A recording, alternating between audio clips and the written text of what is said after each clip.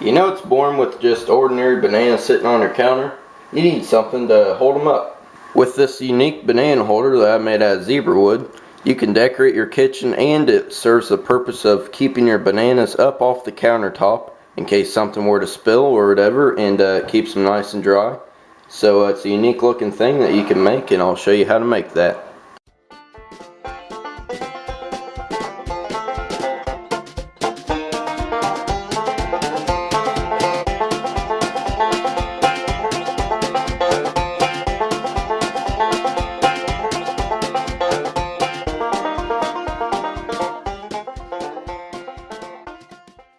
Welcome to the Country Scroller. In today's episode we're going to be making this banana holder. The idea of this banana holder came up because I'm doing a series of kitchen videos, and at the store at Walmart one day I went and at the banana section I glanced over and seen that there is these plastic banana holders that you can buy for like $5 or something. So here's a couple pictures of what that looks like, and then I based this somewhat design off of what that looks like.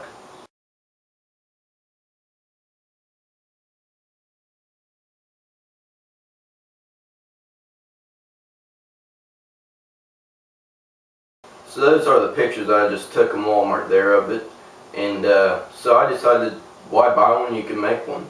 So best opportunity to do that is on camera for you guys. So let's get started. So let's go over to the workbench and show you how to make this. Alright, to complete this project you'll need three main things. You'll need your plan or pattern that I created, and then two pieces of wood, one for the actual thing that will stand up and hold the bananas, and then one for a stand, or what the thing will go into. So this is just a rough sketch that I made of it, and the final product, which you already saw, which was in the future. In this part right now I haven't actually made it. Now this looks sort of weird, I know, but trust me, it'll work out. This is just the general shape of what the stand will look like, and it's just, I'll be cutting along those lines on the piece of 3/4 inch zebra wood. And you're probably wondering why I'm wasting such nice wood on this, but I don't really have a use for that thick wood, and this is for my mom, so I figured I'd make something nice for her. So and it's going to serve a pretty good purpose of holding some bananas, so that'd be cool. So all I'm going to do is just put the pattern onto one of the pieces of wood, and I will cut it out like a normal, like you see there. And this is going to be like a tenon that will go into the bottom of it, which will have mortise in it to hold the strength. So the idea behind this weird looking question mark shape is the weight distribution of where it will be placed at, so when the bananas are on the end of it, it doesn't tip over. So hopefully I've got it somewhat in the right way it's supposed to be, so it doesn't tip over. So I'm just going to start by cutting out the pattern and putting it onto the piece of wood, and we'll start scrolling this general piece, and then we'll make the bottom of it, and then I'll start shaping it like I did the episode of the deer head, like the antlers on that. I'll show you that whole process, but let's just start by cutting this out. Alright, so I'll start cutting here, and this zebra wood is pretty thick, so 3/4 to be exact. I'll be using a Flying Dutchman extra large number 7, so a big beefy blade to get through this. And again, don't use like a scroll reverse, because you can clean up the backside of something like this, because you'll learn the backside won't have one after I round it over, but reverse tooth doesn't cut as aggressive as just all the blades pointing down. So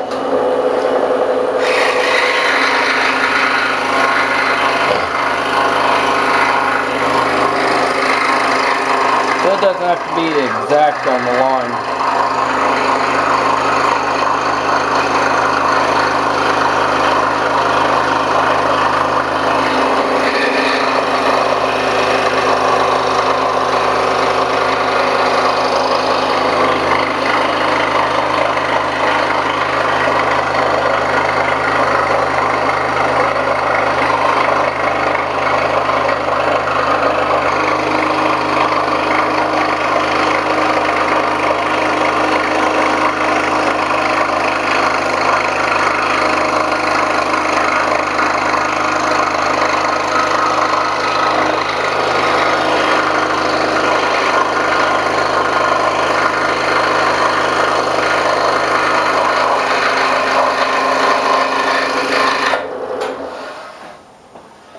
Alright, so I cut out the general shape of both the piece here that will hold the bananas, and then the base. I just made a little curvature thing, you look there. So this will sit on here somewhat in like this area, more towards the back, that way the weight in the front will hold the bananas, you know, like that, so it don't flip over. But with this zebra wood's rather heavy, plus it's pretty thick too, the 3/4 inch. Shouldn't have a problem. So now what I'm going to do is start the shaping of it, and what I mean by that is I'm going to be rounding this over. It's not going to look all square look like that. You saw the thing at the beginning of the video of what it'll look like. So all I'm going to do is actually set my scroll saw at a 45-degree angle, and I will draw like a 1/4 inch line all the way around all this, and then on the back side, and I will cut that line all the way around, even on the back side, to achieve a sort of roughed round over, and then I'll go back with my Dremel and clean it all up to make it really round over. On this side I'll just cut 1/4 inch around it, and then you know, round it over with the Dremel like that. And I will cut my mortise for this after bit, but I'll do that off camera. So now I'll get all the things set up, and then I'll cut the 45s. Alright, I'm back here for the sort of round over effect I'm going to do on this. And as you can see on this base part, I cut it out as a weird looking shape, but I'll when it's all rounded over, it'll look alright. Just something to give it a little style, I guess. So I drew a 1/4 inch line all the way around this thing, and with my scroll saw I did a 45 cut on it to give it this chamfer on the edge. And then with what I was going to use is the Dremel, but I find it might be a little bit too aggressive. But I wish I had a rasp or a file. I do not have one. I intend on getting some someday. But just with the stick, I have some 60 grit sandpaper, and I will sand the heck out of the darn thing and round it over. And I have a spot on here where I did do it right about here. It's sort of hard to see, but it's all rounded over completely right there. So I'll just do that all around the edge of it. And then what I'm going to do now is with the actual hanger part, I will cut, since I'm doing all the edges to make it round, like you saw at the beginning of the video, I will do an 1/8 inch cut all the way around it. Stop up here because I'll just do this by hand, that way I don't chance breaking anything. And I'll just do that all the way around on that. So I'll be back with you after I get all that cut, and we'll start rounding it over. Alright, we're off the scroll saw now, and we have the handle part completely done. And I did stop up there and then short of down here, because I'll just clean that up with sanding stuff. So what I'm going to do now is to finish the round over. I have the little stick that I have sandpaper spray adhesive to, but that just won't cut it with this big of a thing here. So what I have here is just a good sized piece of cherry wood, and then these old little sanding discs that you can get anywhere, and this is already sticky. So all I'll do is I'll just take this piece and stick another one to it, wrap it around it, and it's on there. So I got a sanding stick, and this is, let's see what grit. It is 80 grit. So that's harsh enough. And then I'll go back with some of this here, which is 220, and smooth over after it's completely done to my liking. And this is a little bit more controllable than using the Dremel tool, because that likes to dig in certain places by accident. So what I'll do is I'll clamp it to my workbench here. I'll shift the camera to see. I'll just clamp a piece here. I'll just show me doing it. So I clamped it in there. Now what I'll do with this is, with the sandpaper side, I'll just go to work at it until I can get a nice smooth edge, and also the one on the bottom too. So I'll be working here for a while and get her done. So I'll be back with you once I have the base and this all sanded. And don't forget to cut your hole with the scroll saw to fit this in there like that. And I'll be right back with you to do some finishing details, and then it's almost done. Alright, here's our two pieces. I have everything rounded over completely, and I have that mortise in there, by the way. And it looks exactly like you used a router with a 1/4 inch or 1/2 inch round over bit.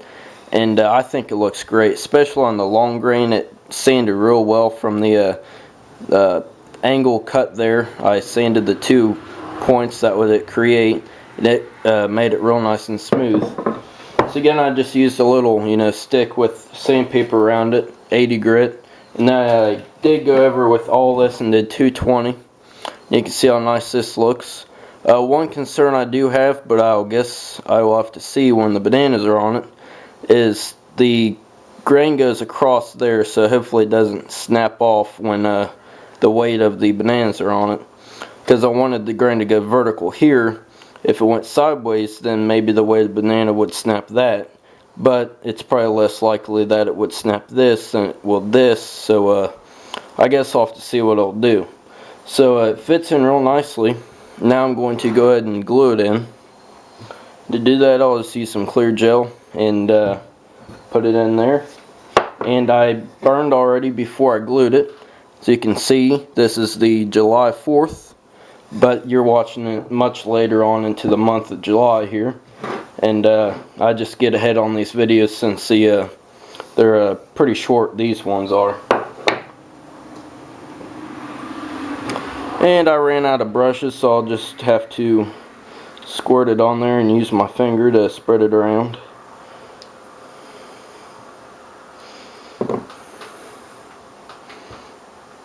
Get plenty on it so it stays in there.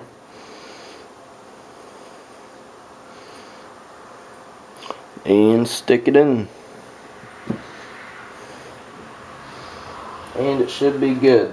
So it's plenty of weight there. It doesn't have to have a clamp or anything. And just let that sit like that until it's done drying, and we'll give it a finish. Already I've given this banana holder enough time to let the glue dry there. So I'm going to be using, in the past 2 projects, this Rust-Oleum lacquer. And I like it because it really makes it shine, brings out the grain, and it also stays smooth as well. So I'll just get a nice coat throughout this.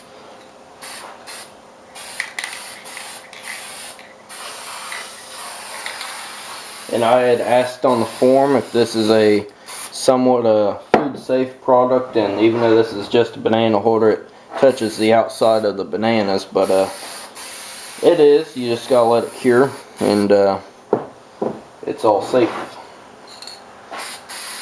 And this really brings out that nice zebra wood. So I'll let that dry and do a couple more coats, and really brings out nice. I like that. So I'll be back with you to show you the final product. Thanks for watching this episode of the banana holder. Next episode I'll be making cool looking salt and pepper shakers. So look forward to that, and we'll see you next time on the Country Scroller. I'm Dustin. And I'm Dylan. Thanks for watching.